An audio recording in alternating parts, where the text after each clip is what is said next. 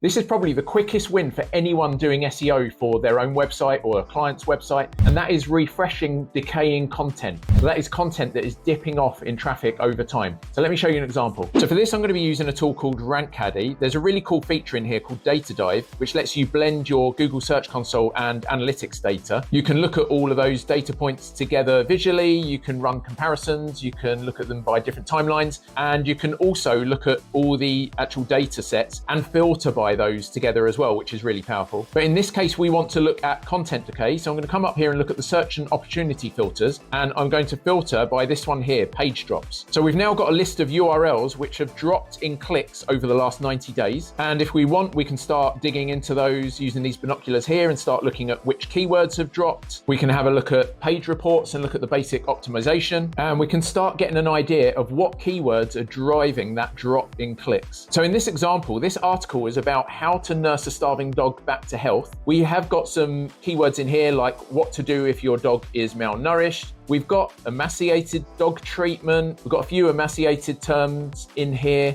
So we might want to go and look at this content and see whether it matches the intent of those keywords. And if I have a quick scroll down here, we can see things like what diseases and infections are most common in malnourished dogs.